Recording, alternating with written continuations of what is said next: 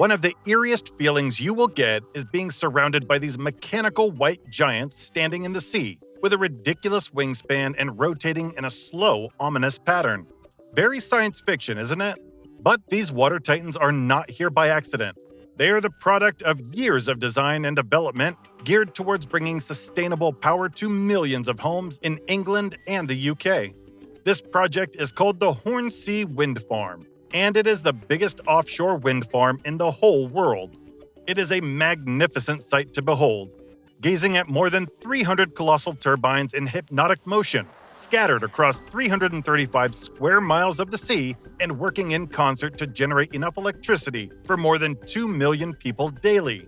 Each turbine is about 600 feet high, and the spinning fiberglass blades weigh about 30 tons. The blades are also quite lengthy and could be compared in length to a large passenger jet.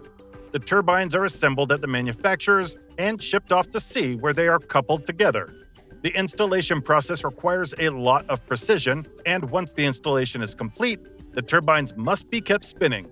Hence the idea to plant it at sea, where the wind is strong enough. Turbine engineers say that it is critical to keep the blades spinning, as one revolution of the blade can generate enough electricity to power a single home in the UK for 24 hours. Who is behind the Hornsea project, and how did it all begin?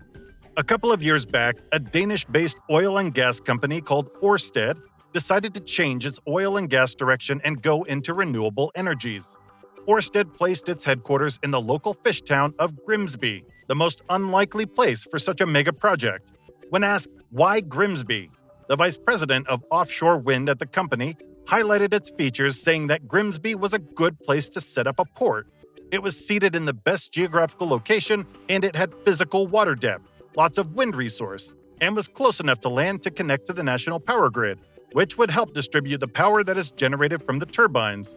With the UK's mandate to switch to 100% renewable energy by 2035, building turbines was the best business strategy. The initial problem was where to construct this project, considering that such a large-scale infrastructure required a large area of land, and most parts of Europe are heavily populated. So, offshore was the best solution for a large wind farm.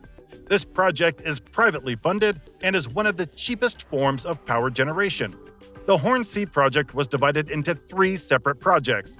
Hornsea 1 was constructed between 2018 and 2020 and has begun supplying power to the UK national grid since 2019. Hornsea 1 was built on 629.6 square kilometers with an estimated potential of 1.2 gigawatts. It was also projected to produce an annual power of about 4.1 terawatt hours. Hornsea 2 project commenced in 2020 and was developed on 400 square kilometers to the east and was developed on 400 square kilometers to the east and north of Hornsea. The 165.8 megawatt turbines were rated at a capacity of 1.4 gigawatts. It first supplied power by December 2021, but in August 2022, it became fully functional. Hornsea Project 3 was divided into 2 phases, 3 and 4, because of the complexity of the project. Project 3 was designed over 696 square kilometers and was at a capacity of 2.9 gigawatts. The project began construction in early 2023 and is set to be completed at the end of 2027. The plan for a 4th project, which is an extension of the 3rd project, will likely take shape as its predecessor is close to completion. The capacity of this project is still unknown, but the process was approved in July 2023. The first pre-construction activities would likely begin in the first half of 2025, while the project would likely be completed in 2030. Let's take a brief look at the process of production and installation of wind turbines in an offshore wind farm. Firstly, a wind farm is basically a group of wind turbines, just like the ones you saw earlier. They are placed in the same geographical location to produce electricity. The number of turbines may vary depending on the budget. Wind turbines consist of these materials: the tower, the rotor blades, the nacelle with the drivetrain, and lastly, electronic equipment. The tower may either come as a tubular tower made of steel, with internal ladders that lead to the nacelle, or a steel lattice tower, just like the electrical towers. The rotor and the rotor blades are the parts responsible for converting wind energy into rotary mechanical motion. The machinery of the turbine is centered in the nacelle. The nacelle is connected to the tower. Also, the rotor motion requires a gearbox that converts every motion. The electrical equipment of the wind turbine consists of the electrical grid system and multiple sensors. It also includes components for cooling, heating, and tracking the direction of the wind. When constructing turbines, the first thing that is meticulously designed is the tower, because it will carry all the weight, and the stronger the tower is, the longer the turbine will last. Most of the construction is done off-site, as you already know, but it cannot be assembled off-site because of obvious reasons. The shape and overall design of the turbine would make transportation near impossible if it was assembled off-site. The tower is lifted into its position by a crane, then the tower is bolted in place. The tower is then tested for stability against all forms of pressure to be sure that it will hold. This step is particularly essential for offshore towers that will likely be experiencing various weather conditions and all forms of extreme weather. The nacelle is then bolted and lifted to the top of the tower for fixation. The nacelle and the blades are manufactured with the finest and most durable fiberglass.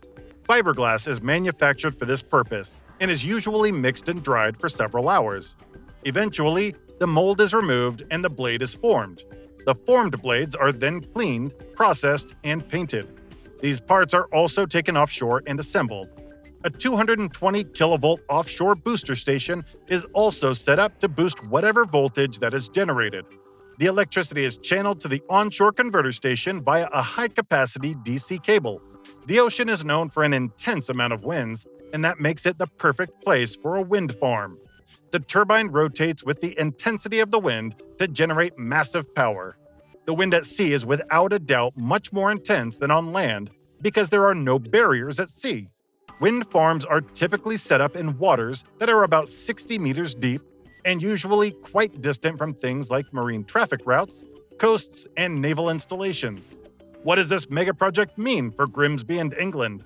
Simply put, a lot more electricity, and cheaper too. Also, wind farms are a clean source of energy, so this is a giant step toward achieving a zero-carbon environment in years to come. During the construction of the turbines, over 600 jobs were created, and with time, the economy would also witness significant increases. $18 billion has already been invested into this project, and according to Ben Sykes, the vice president of Ørsted, another $17 billion will be invested over the next 8 years. An additional 300 jobs will be created in the process. The once unremarkable Grimsby town is now housing one of the biggest projects ever, the world's largest offshore wind farm. What are your predictions on this project? Let us know in the comments. And if you enjoyed the video, don't forget to like, subscribe, and turn on notifications. That's all from us, and we'll see you in the next one.